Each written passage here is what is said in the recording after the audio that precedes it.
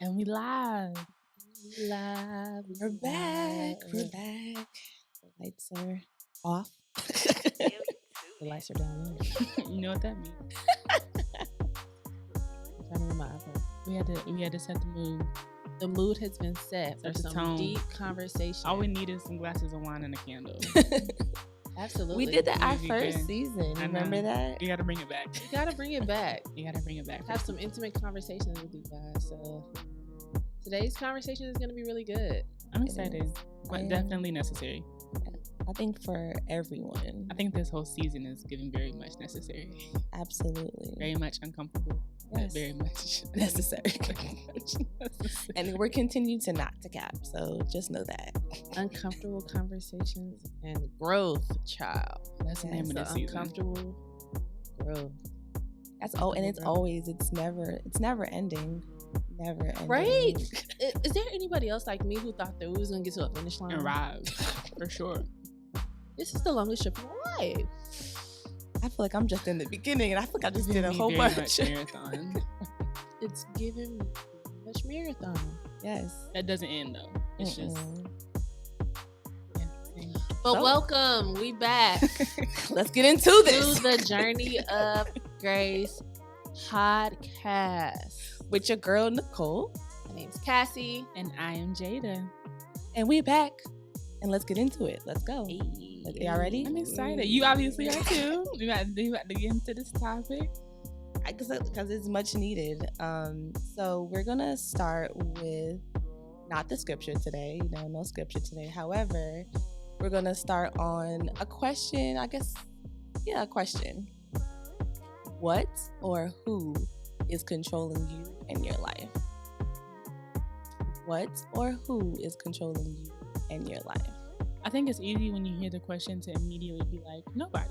Or like, obviously God. But like, you really think about that for a second and like figure out like on a day-to-day basis, like who's influencing like your decisions, how you do stuff, your routine. Like, I'm gonna be honest right now with my new job. Right now, my job is running it. Like, just until I get used to like a routine or like some sort of something. Like, when they say jump, I'm not gonna say I say how high, but It's really easy to get in that with like corporate America, period. Yes. And I similarly, I am in a space where I don't want it anymore, and I'm like, I'm not jumping. Excuse my loudness. I ain't jumping. Say it again that loud until we can hear you. I'm not doing it. I don't want to do it. This is ghetto, and no, like, and it is expected when you get into corporate America, you graduate from college, that your job defines who you are and it runs your life. Even to the point where one of the phrases that I hate when I meet new people, they say, "What do you do?" You know, what do you do? And That's the that conversation. statement always goes back to, what do you do for work? And for me, it's been really hard to articulate that I am not that job. Like, I am not that position, you know? I It think does it's not hard too control me. because your job almost tries to convince you to like get into that culture of Mhm. feeling like that is your life and Mhm. feeling like you need to build these super intimate relationships with all your coworkers.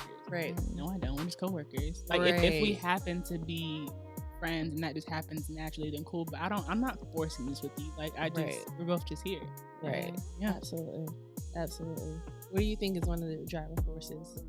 So I think for me, as I now I'm on this continuous journey of reflecting, and just like learning more about myself and getting into new situations, I realized that sometimes my old mindset and familiar situations have led or continue to lead my current situations. And I don't want it to be that the case, but it tends to be like, that's so familiar to me. So I'm like, I'm thinking that way or I'm moving that way because of what has happened in the past or what I'm so familiar with, you know? Would you even go as far as say trauma, past traumas? I could say, yeah, definitely. I think though that when it comes to you come into a fork in the road, right? You want to change that, and you want to do better, but like what you have to almost figure out again, what's controlling you, and how you're gonna go about it not controlling you. Yeah. And so that's where I feel like I'm in the stage of right now. Like I've exposed that now. So now what am I going to do How do you to unlearn it? Absolutely. Because I want to have a different mindset. I want to do things differently. Like you can't ask for certain things from God and think that you can have that same mindset from before, because it's never going to work. Yeah. Yeah, no, it's definitely consciousness, having that in the front of your mind, because realistically we're humans, you know what I'm saying? We're gonna walk the same way we walked 30 years ago, Yeah. And it's like having that consciousness of, oh, I almost did it again, Lord, let me having that back. awareness to like even want to ask those questions, like to even want to like not be comfortable. I think is really important to you. I definitely like, again, I feel like we talked about like it, we're in a journey where it's like never ending. And I think if we continue to have those same mindsets of being back to the familiar pieces, like you're never going to grow. Right. You're never going to evolve in a new situation. So you really have to like revamp yourself every chapter that you're in. But it's sometimes easier said than done. I think all the time. Got to. Growth, I think I'm learning as I get older, growth is literally, and I've heard this before, but growth is literally never coming. And you hear that all the time, and it's like, okay, like, yeah, I mean, like, duh. But like, when you're in situations where you have to literally decide, like, okay, Jada, am I gonna do what I'm used to doing, or am I gonna like choose to be intentional about do something different? And like in those moments, it's like uncomfortable. That's the thing, like right? And I realized that's the thing. I feel like I realized that like I like to be comfortable, but what I want is not comfortable. Yeah, you know, it's like what I want is not comfortable. So why am I thinking I can sit here and be chilling when what I actually want, I have to be uncomfortable to get that? Because I don't think we can fulfill the biggest version of what He has for us in the comfort. Because it's like if we're comfortable, then how are we going to 110% depend on what He wants and depend on Him in general? That's hard though. Yeah. To just be okay with like not knowing, like to be okay with just, okay, Lord, you do what you do. I'm here. That's my life right now. Okay. Like it is like, and I think, but that's the part of where you have to like let go. Sometimes you don't want to let go because you know the familiar place and you know how exactly it's going to look like, how it's going to start, how it's going to end. But when you let go and walk into that unfamiliar place, all you have is God to lead you. Yeah. And sometimes who want to do that? I don't. Just being real. Just to be honest. You don't. And I think sometimes, unbeknownst to us, we mentally and sometimes physically fight God on His way, His word, and literally what He's physically. given to us. Yes. Yeah. Yeah. Like just go hands kicking. Like, oh, I know you said do it this way. I'm gonna do it another way. Or the easy way. Right. I will definitely say I've experienced that now that I'm beginning to start back dating, and I had to kind of reset and be like, who's really driving the way that you date? Is it culture's way or is it God's way? Absolutely. And I had to really sit in that thing because I hadn't dated in a while. The last time I did date, it was culture's way, and you kind of, like you said, get back into that familiar flow of things. It's like, girl, no, it didn't work before. It's not gonna work now. It didn't work then. It's not gonna work now. It's not gonna work in the future. Just stop it. I think speaking of dating though, and the whole comfort thing about dating is like, I think I had one with myself the other day of like, okay, Jay, what particularly is making you feel like you have to have the things that you want in a relationship? Like, are they things that God ordained? Are they things that you actually want, or is it something that someone else, whether it's your mom or your daddy, like Instagram, like someone else has told you that you need to have? Because at the end of the day, if you're happy, you're happy. You know what I mean? I had to have that same like moment myself the other day. That's where it goes to like who's controlling your life. Yeah. Is it culture? Is it your own mindset? Is it negative thoughts? Is it your family? Is it like your friend? What is it? Because when you think about it, you be like, if you reflect on certain things of your life, you're like, but how did I even get to that? Not even what I wanted for real. Right. I didn't even want to be here for real. Or even is it? I thought about this. I was like, is it less? Because sometimes less could be controlling your life in certain areas. I know less is safe. Less is comfortable and less is safe. No, she didn't say less. She said LUST. I thought you said less.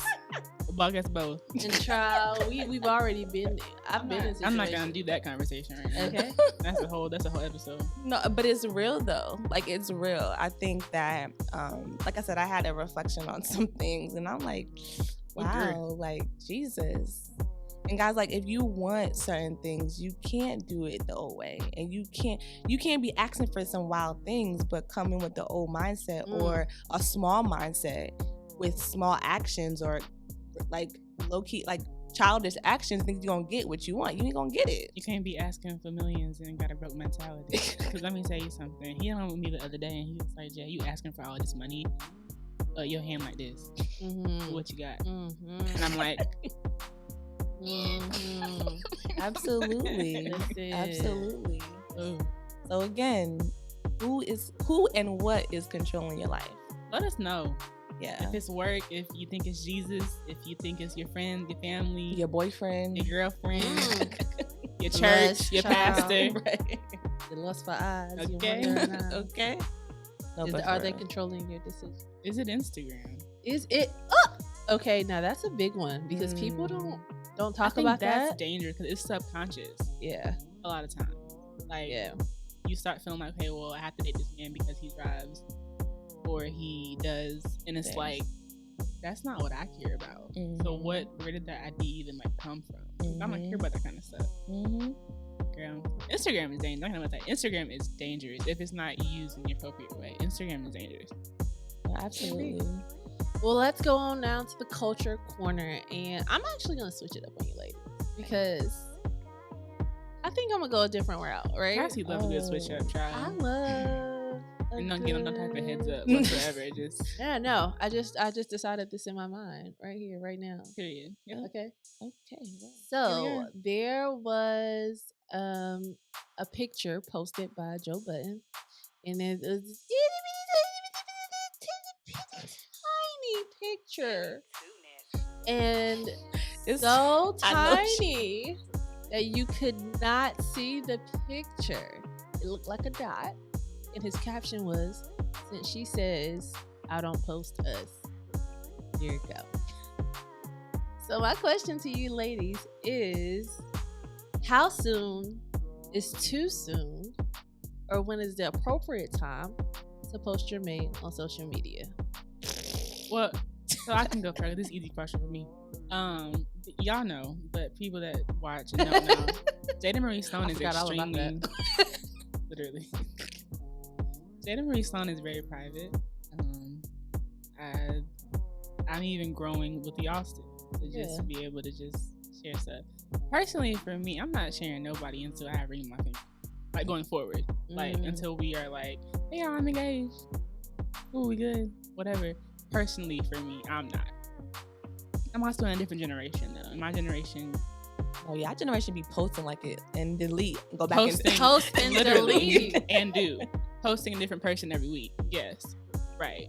No, it's ghetto. No, but for real, y'all really do be posting and deleting, and I'd be like, that's just me though. I mean, I think that everybody's different. And there are people that do post their girlfriend and boyfriend. I just know that personally, I probably won't until I'm like extremely comfortable. They're engaged for real. I think so. Nicole Chantel Beverly is also it's very private. I've grown throughout, again, because we're learning not to cap. So I've grown a lot with them in this podcast, but I am really private when it comes to my relationships and guys that I talk to. And so I think for me, number one, we have to be in a relationship, number one. Number two, I think I might not like, it depends. Because like if it's a story, right? I might post you in my story maybe like. That's a good point. Is this like close 6 friends? months, Is this 40 story? Is this like post? Or is this just across the board? Let's get both. Let's Let's just get both. this is across the board. So I would do a story maybe like if we were in a relationship for maybe 6 to 9 months, closer to the 9. If I post you on my Instagram, we daggone better be close to engaged because I'm gonna have to go back and delete that. Who wants to do that? I don't Right. want to delete that. No, you're right. So yeah, I mean, for me, we had to be together for a while, and you also still might be on only close friends, okay? So for I me, mean, I have close friends in a I heartbeat. I have never posted a guy. I don't think. Maybe like my college relationship, and that was many moons ago. But I definitely abide by the no face, no case rule. Period. And Right, because you might get. That's the thing, though. Like low key, I thought about that. I said, no face, no case. I might post you, and you might see the back of his head. No, And- just the arm here, Right. you know. Yeah, y'all know in the Proud Family where Mr. Magic, but not his head. That's me. Yes. That is me. So that way y'all know Right. that there is someone. Right. You just don't It's know who it is. Yeah. And if you ask me in my DMs, I'ma just ignore the message. Okay. Okay. If you don't know, then you just don't know. You just I don't like the know. message. I don't care. You just don't know. You might see a little slither of chocolate. What's that dark arm? I don't know, girl. Who is He it? was just there. Right. Same place, same What you time. see? Coincidence, if you will. Just saying. Okay. I mean, but I guess what do y'all think? Like, I know for me, I just been there, done that. What about your close friends? Oh, oh, and Kathy was trying to expose people on this podcast, y'all, and I just she just told all her business without telling her business. Okay. No, I just asked the question because we said we were gonna do both, but that was after her response. Oh. And I just wanted to be inclusive. Okay, gotcha. right. I mean, y'all know this from previous experiences. My close friends is literally y'all, maybe like 5 other people. So people that, typically speaking, already know what's going on anyway. Okay. So for close friends, for me personally, I don't really care because I don't. Odds are y'all have met the person in real life already, or at least know about them. So it isn't like, oh, who's that man on your thing? Like, you know, close friends is free game, but like on my actual like stuff for people to see, okay. Cause I also feel like too, like there's been times when I posted like my guy friends that some people don't know, and they be like, "Ooh, who's that?" And I'm like, "Chill out, like it's nobody, so don't worry about it." So it's really, you have to just like think twice sometimes when you posting guys up with you and stuff, because they really be in business. People are really nosy though too, and that's why are. I personally just don't. People just being in business to be in business. And I don't like that. And God forbid it don't work out. They're like, oh, so what? I saw y'all post 2 months ago. The same what girl in his DMs. Yep. Mm-hmm. Yeah, it's Don't get me or started. that oh girl, you talk to him, that's nice, such a he tried to talk to me, girl. He literally just asked you if you want some lemonade at the party 3 years ago. Like, what are you talking about? Just to talk. And that's really Just how to it be be. in the business, That's really yeah. how it be. He really be like, oh He said 2 words to you, babe. he tried to talk to me. What you doing? No. I asked him about you. He said who? I showed you your picture, and he went to the DM and said, "Oh, I like your sneakers. Where'd you get them?" And you say, "People be reaching though. People be reaching, Dragging it. First of all, man. like, girl, he didn't. No, he didn't. It really beat him those ones though that a month later be like, oh, okay. First of all, I know you like my nigga. Pipe Leave me alone. down. Let's start there. Hi, I remember Damn. I remember that in college. Like it'd be the same ones. Girl. Oh, you with him? And then when you're not with him, you be like, y'all was friends? I didn't know y'all was. Oh, okay, cool. But anyway, you know, that's why I keep my circle close. I'm telling you, you got to. Ain't no squares in there. no. So yeah, definitely tell us. You know, when will you post your significant other? Or Comment someone down. You're talking, dating, whatever. Let us know. Comment down below. And if you're not posting them until y'all get married, you know, marriage pictures are fine, you know, because engagements can still go wrong, you know. I won't. Jesus.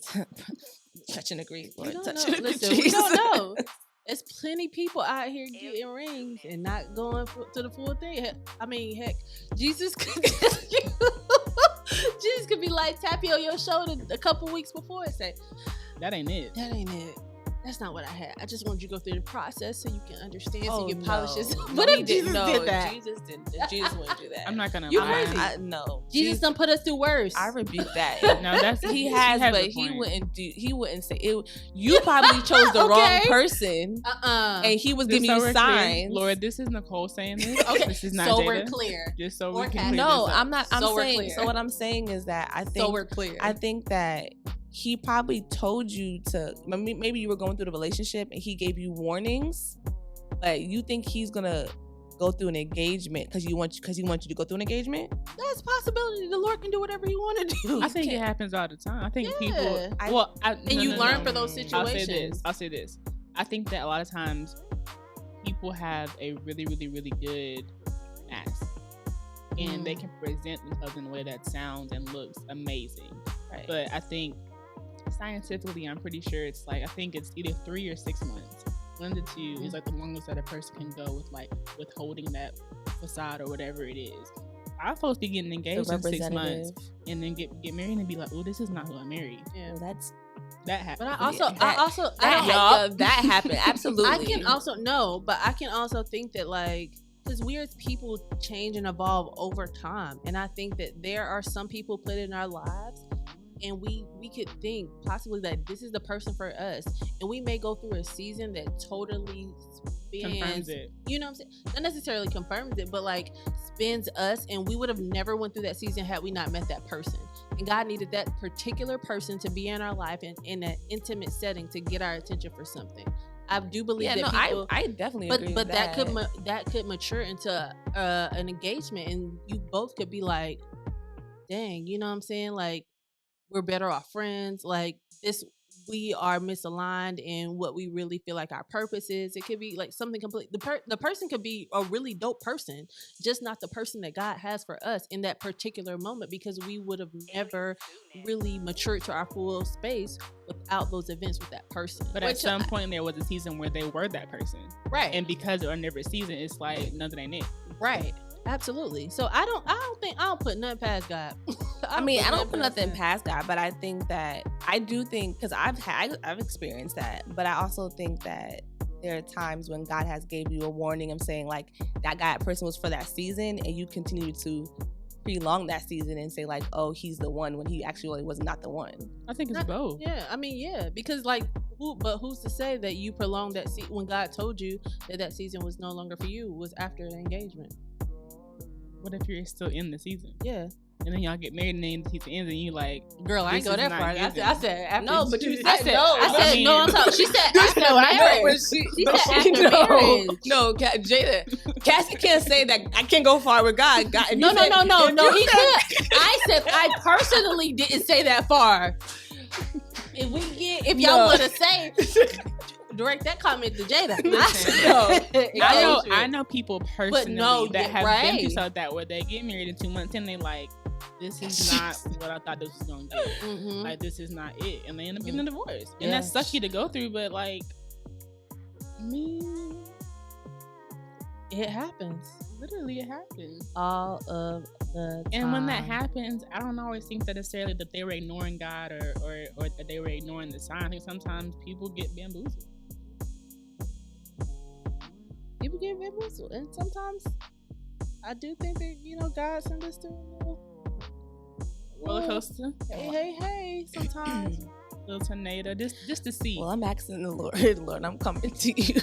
But I'm asking for clarity. I'm asking for clear, like crystal, Lord. Like, the one for me is the one for me, and there's no ifs, ands, buts without that. God, I come to you because I know that you are not the author of confusion. Right. Hello, okay. I know that you have called me to bigger and better. I need him to be for all my seasons: winter, fall, spring, for the rest of my life. For the rest of my life. As long as I am on earth. But for real, what if you get married to somebody? Like, Cassie, stop. I'm taking my mic off. I'm taking my headphones off because I'm okay. She's going far, and I'm already trying to date right here, and I don't need to have that fear of me questioning: are you in this season? Or are you not in this? Who's in control of your thoughts. Is it your Duh, past? Nikki. You said that 10 minutes ago. Yeah, but I don't need her to keep on continuing to reinforce that in my head. No, you gotta what you allow in your ear and what you think. You gotta is, come up with a mantra, girl, and be chanting over there. Okay, all right. Chant away. I'm just gonna ask you to keep those thoughts to yourself. Thank you so much. But in all seriousness, no, I think that does happen in real life, and I think that it's unfortunate. But I do think that it takes a certain level of trust in the Lord to get to that point and still be like, yeah, I know we put all this money into this wedding and like guests and stuff, but like this is not it. Sorry. At this point, I'm like, anybody need to be married today? Because I got a wedding for y'all. Literally. But let's move on, guys. Let's move on. Oh, now you want to move on? Oh, okay. Well, she does. You know, I just came to ruffle your feathers a little bit. Cassie will get in something and just be like, and then back up. No, that's not fair. But okay, let's get into the topic. Of course, of course it's okay for you. All right, let's get into the topic. Jada, would you want to hit us with this topic? Because I know you definitely brought this up. You have to say it like that. Oh, really? Jada. Oh my God. Jada. Jesus. I thought she was gonna start the way she opened it up. I mean, Nikki, it's would fine. you like to open it up? I mean, I can. I'm sorry. I'm sorry. I mean, I can. You really hit her with a pitch, girl. Well, since we're blowing, coming through with the blazing up in here, let's blaze that too. Just blaze.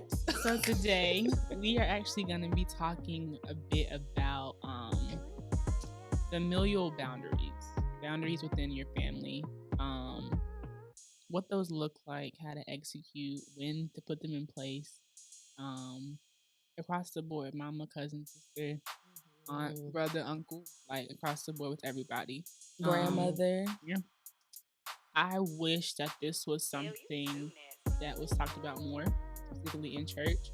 I don't remember ever hearing much about this particular topic aside from Darius Daniels, personally. More so recently at that. Yeah. And I wish that it was more, because it is something that people go through on a regular basis that needs to kind of be discussed and talked about. So, all that being said, I guess to begin, what would y'all say is needed or is cause for a boundary with a family member? What actual actions? Does it take one action? Does it take a series of repeated behavior? Does it take what needs to occur almost in order for that, whatever the boundary is in general, to kind of be put into place? And how that conversation kind of, Yeah, that's a great question. I think that it really just kind of depends on your sense of awareness and your emotional intelligence, because I do think that there are sometimes that incidents happen and you're not aware, or you don't have the verbiage to communicate how that particular action made you feel, or how you would like to move forward with that action. You may feel like I got a gut feeling there, but like, okay, that's my mama, like I ain't gonna say nothing. Okay, that's my dad, that's my sister, I ain't really gonna say nothing. And sometimes, so I think that has to be a personal conviction, where you can say it might happen that once, and there may be people who like immediately address it. Hey, and I think that those are emotionally intelligent people who have went through the process and understand how the particular words of that person can affect them, and they can articulate, hey, this is what you did, this is how it makes me feel. Moving forward, this is what I would like for you to do. But if you're not a person who's previously been in that situation to be able to articulate your thoughts well, it may take a couple of times of having that feeling, repeated, or feeling offense. Like, so it really just depends. Okay. So with this topic, I think I was trying to think about like when I put boundaries in place, and I think for me it was when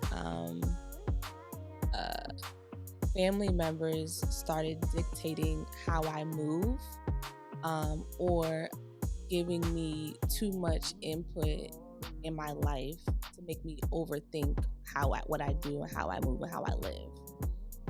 And so when I recognized that, that's when I was like, like, let's not do this. Like, I need to have some boundaries.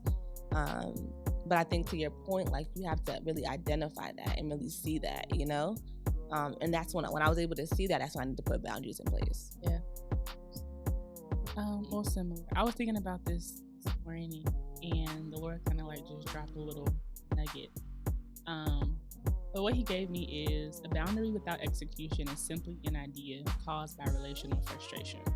And He gave it to me. I was like, "Oh, that's a lot. Like, that's a lot." But the more I sat with it, I was like, "Okay." Yeah, it's like, how many times do we get offended, specifically by your mama, your auntie, your uncle, your brother, your cousin, and we're like, okay, well, that's just so and so, so let me just pin it or table it, and then it keeps happening. And then even when you put a boundary in place, what happens when you don't feel comfortable executing the boundary? What happens when that boundary is in place, but when it comes time to do what you said you're gonna do, you're like, ooh, that's my cousin that I've known since I was a kid. Right. Yeah. That's hard. That's hard. Girl. That's really hard. I think though too, like, when you say that, it's like you have to really, when you put boundaries, I'll take one of the things that you said, right? When you put boundaries in place and you're on your end, you're trying your best to like follow that boundary, but the other person's not, it's never going to be a successful boundary, right? So you have to make sure that the people, like whoever you're doing that boundary with, they respect it and you respect it on both ends.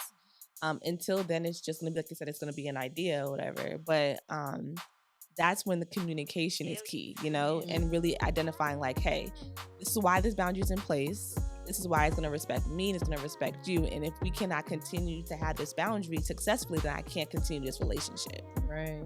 And I think that I wanted to expound on that latter part of things, of when you put the boundary in place, you've already communicated why this boundary is needed, and someone kind of continues to overstep that boundary, like communicating either ending that relationship, but sometimes it doesn't really have to even go to that length. You know what I'm saying? It's your mom, it's your dad. You may not end that relationship, but that conversation may be out. You know what I'm saying? They may like say that particular thing that you already said we're not talking about, or you need to address this a specific way when we're talking about it. And then once they go there, okay, well, we've already had the conversation about this boundary. I'm gonna go, like, I'm leaving this conversation. You know, I'm now leaving this conversation. I think too that goes into having the conversations that are not necessarily easy, people that are not as emotionally intelligent as you. I think sometimes, especially people with our parents and people that are older than us, sometimes what happens is they're not even fully aware that they're doing what they're doing. Even like with your comment about having influence over your decisions. I think sometimes in the past, family members have had too much of an opinion over what I got going on. Absolutely. I'll share an idea that's super close to me, and they'll project their insecurities onto my idea. And I think that's something that I've had both. I've had some people be like, okay, I'm sorry, I didn't know that I was doing that to you, it was my intent, and then I've had it the opposite of, well, you know, I said my piece, this is how I feel about it, take it or leave it. And it's like that is not conducive to healthy communication whatsoever. Right. So if you're gonna have an attitude about it, then we can just that's out. Right. I think that, so I will, something it's funny that you say that, because she knows, my mom knows about this, and y'all know my mom. And so we had a conversation. Like, my mom was like my best friend. Like, I love her, but she really she has no filter, you know? She just has no filter. And we had a conversation because as I'm about to push 30, and like, I'm a grown woman, and you could give me advice, but you're not going to lead my life. And my mom, like, no, I'm Jamaican. So like Jamaican, like, you know, she's going to feel like she's going to still control my life. Not control, but like have an opinion. And my opinion I should follow her opinion. And so I told her, like, cause I'm, you know, in this life of dating, she's strong. She has strong opinions about who I date and like, you know, what they should have, or not what they have, like what should they bring to the table and different things like that. And so I told her, I said, if you want me to share things with you and related to dating, you have to respect my opinion or respect what I'm dating, or I won't share it with you. I love that. Yeah. And so now it's like, you can tell she's biting her tongue when I tell her something. And she's like, but I mean, it's your life, you know, so if that's what you want to do, I just want to make sure that you're good and yada, yada. Because, you know, like, I will not, you won't hear anything. Like, you just be the last person to know. In the blind. Literally. Right. I think, too, if you want to do the whole mom thing, I think my mom, as I get older, I just turned 23, and as I get older, she is relinquishing a lot of responsibilities that I previously did not get to experience because she did it for me. But I think what's happening now is she's getting to a place in herself where she feels comfortable even sharing, like, in the moment, like, Jay, if I'm hounding you, if I'm overstepping, if I'm whatever, like, tell me so that I can stop versus just letting me do it for the sake of being comfortable. You know what I mean? But I think, too, we're getting to a place where if something's going on, as we continue to date and experience men, she's getting to a place, too, where if I do not share, she won't ask. And even if I do share, she'll say, Jay, do you want my opinion? You want me to listen to you? That's good. And I love that because sometimes I just want to, like, just tell her what's going on with you. Yeah. I don't really be wanting her to be like, oh, well, that's Dusty. And back in my day. Girl. Back in my day. Well, I wouldn't go for that. I didn't ask you that. Pump your brakes. Pump your brakes. But I love that. I love when parents especially are able to hear what their kids or their children have to say and be able to respect it and honor boundary versus just, well, that's just how I am. And just like that whole kind of old school mentality of like just how parenting is supposed to be. Yeah. I love that. It makes my heart warm. I think too, like, as I was thinking about it, and like my mom and I have like real conversations, sometimes you have to also think about like their own experiences and why that boundary has to be in place because what their actions are and like why those actions occur for them, you know? And I will say this too, like, that doesn't mean that you're empathetic, but you're like, you don't have to bow to that, or like you don't have to subscribe to their opinion, right? Because you could definitely get through what they're coming from, but that doesn't mean that you have to like, oh, because that happened for them, I need to follow what they say or whatever, or accept what they're doing is okay. And I think I've learned that a lot, not only with my mom, but with other people in general. You know, like, you can definitely understand, but it doesn't mean that you have to accept what they're doing. I've had kind of like a different experience where my mom is like super stubborn and she really believes that her opinion is like law. Yeah. And I'm like, I have to, in my journey through therapy, in my journey to being a better person, I have to understand that our life doesn't look the same. Like, you got married in your 20s, you were a housewife, you were a homemaker, you had a little, daycare business here at the house. Girl, I am a full-blown corporate woman running a business as well. Like, our lives don't look the same. And so you're not taking into consideration like my life and how your experiences, right, and my experiences that I have. And so I find myself sometimes putting the boundary in place, and I think that sometimes we have soft boundaries and hard boundaries. It begins as a soft boundary, you're talking about like, okay, what you said made me feel like da da da da da, and they're like, okay, but this is no, what you said makes me feel like da da da, and it may continue to happen. And I sometimes do find myself like feeling like I'm back in the corner, where I'm like, no, what you said made me feel like da da da, and I'm like, oh no, why did you? No, because you didn't listen. You didn't listen the first time. You didn't listen the first time. You didn't listen the second time, and you're not seeing the overall different perspective. I've also had to, and this may be sharing a lot, but act as a liaison, and sometimes conversing with other family members once they put a boundary in place for our family. And so I think that sometimes once someone else, it is good to have a liaison or someone kind of that you're close with that you can kind of share help you reinforce that boundary. So say for instance, you're talking to your family, y'all are in a family setting, that particular family member crosses that boundary with that person, but you already know that you've had that other family member had a conversation with the other particular family member, and they're like, the boundary is in place. You say, hey, what do you, what are you doing? Right. Like, I know that I'm aware of that. I know that y'all have had this conversation before. Like, what are you doing? Like, why are you doing that? You know? So Yeah. I would definitely say, as you're having these conversations, with mom, dad, brother, sister, it's healthy to maybe even try to find a liaison in your family. It may be, if you're having it with your parents, it may be another sibling. If you're having it with your sibling, it may be your parent. Yeah, I think too. Or not really a liaison, an ally or so. Yeah, I would say too, like sometimes a boundary could be just, I wouldn't say maybe a boundary or maybe an action would be taking a step back from your family or family members in general. Across the girl. Like that, because if you realize, I think when you come to me and a family member, a close family member, and we talked about it. And sometimes it's necessary to do that, to really regroup and get yourself together and making sure that you're being led by your own thoughts, your own actions, and not family members or people are not like leading what you're doing, and really just get yourself together. And if you've already told your family members like, hey, this bothers me, you keep on doing this, yada yada yada, and they can't do it, then all you have to, at this point, all you can do is take a step back. Yeah.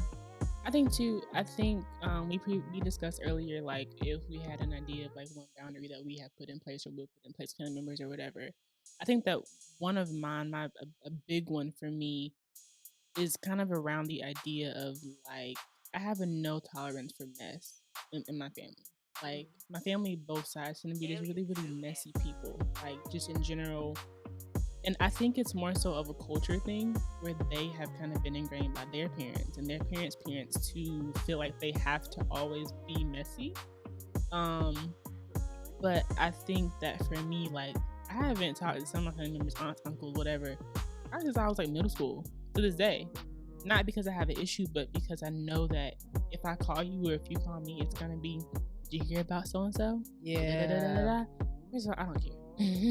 At all. I might have to agree with that boundary. At all. A no gossip boundary. Because right. I don't want to hear it. I don't care. It's not conducive to my well-being whatsoever. And if that means that I don't talk to you, I just can't talk to you. Yeah. And it sucks to have to be like people that you care about that are literally blood. But it's been times, y'all know, people that are really close to me that I just can't talk to for seasons, because I know in advance that it's the intelligence that I need, that I'm going to require to have conversation. They don't got it. And they're not in a place to even want to receive that or get the help that they need to get to be able to be in a place to do that. Yeah. And that for me, I've had to constantly choose like, okay, well, Jay, you love them. So do you lower the boundary or change the boundary that you have in place because they're your aunt and they're your uncle? Or do you make them or put them in a position to have to choose to do better and choose to be better? Right. And that's hard. It is. I think one of the practical steps that I would say to that is dominating the conversation, turning it around to something more healthy. Yeah, that feels good. A healthier conversation at that point. And I think that as we continue to set boundaries for people in our family, like making sure we do that so that we are able to continue to have that dynamic and have conversations with them. But hopefully, as we continue to like spin it around to something more healthier, they themselves begin to bring healthier topics to the conversation. Well, your reality of an example of like, okay, I'm saying don't do this because we can do this, and I'm going to show you how to do this because we can. Yeah. Even back to what you were saying about a boundary may be like even cutting off your family for a while. Like I have witnessed that in my family. Well, not me in particular, but one of my a family member of mine who did that, and we had a relationship where he was able to like come and talk to me like, hey, I am in a season of focusing on myself, and I am not ready to talk to some of our family members. Can you relay this message for me? And I think it is good to be able to have that ally while you're going through that, setting those boundaries, really getting to know yourself, really getting to a healthier person within yourself to be able to articulate that, Yeah. And it is. And the other thing that I have to realize is that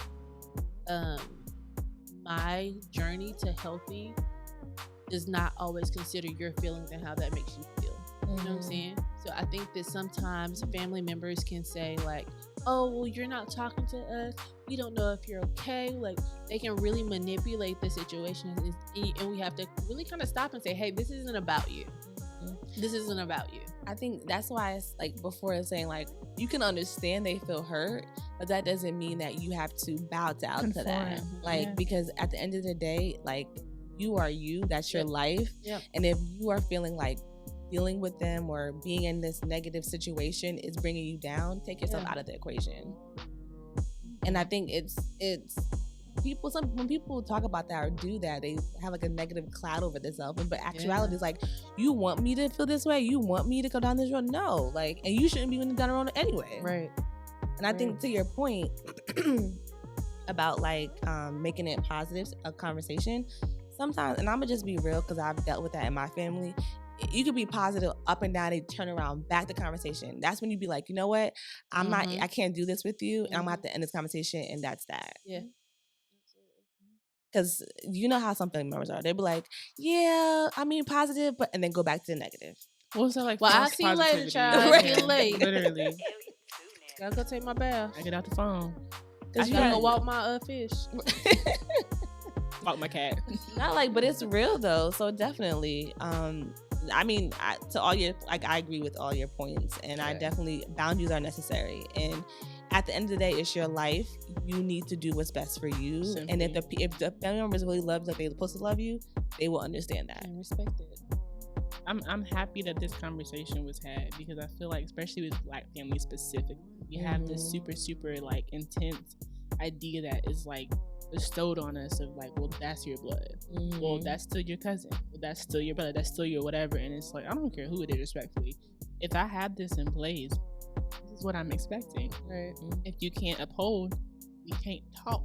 Like, it's literally that simple. No relationship. It's literally that simple. And I hate that, especially as Black families, we have that, like, that as a culture and idea, because I've heard that too many times to count from friends, from people that I know, like, that's still your so-and-so. Nigga, I don't care who it is. Sorry, J-O-G. Like, I don't care who it is. Like, if you're disrespecting me, if you're manipulating me, if you're whatever for my boundary, I can't talk to you.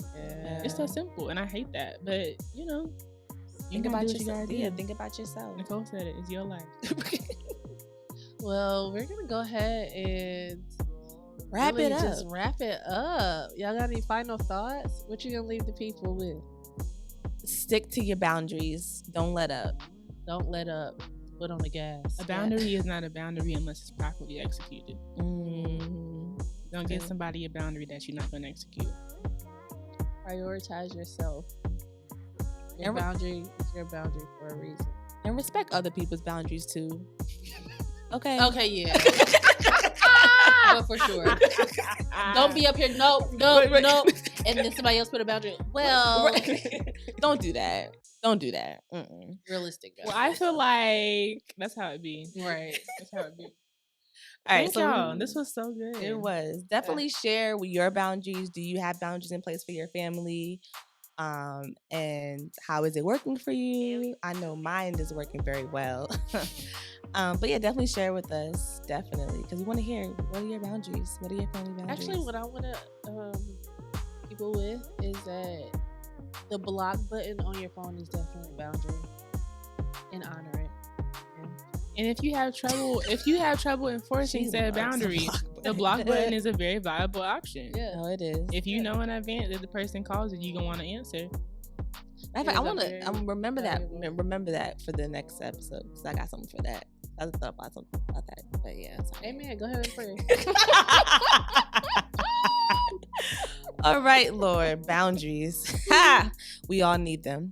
Father God, we just want to thank you for this episode. Thank you for allowing us to share our boundaries, our experiences, and being real with everyone, and being real with you, Lord God. I thank you for even touching people right now, their families, and if they're going through different situations or hard situations with their family, and really putting boundaries in place, Father God. Give them the right words to share with their family members, Father God. Give them the right communication, the right conversations, Father God, to really execute those boundaries successfully, Father God. And we ask you, God, to continue to touch our words, touch our mouth, Father God, and continue to give us the right words to speak to others and to touch people's lives, Father God. We just want to thank you and we want to love you and just appreciate what you're doing in our followers, our listeners, and our lives, Father God. Amen in Jesus' name.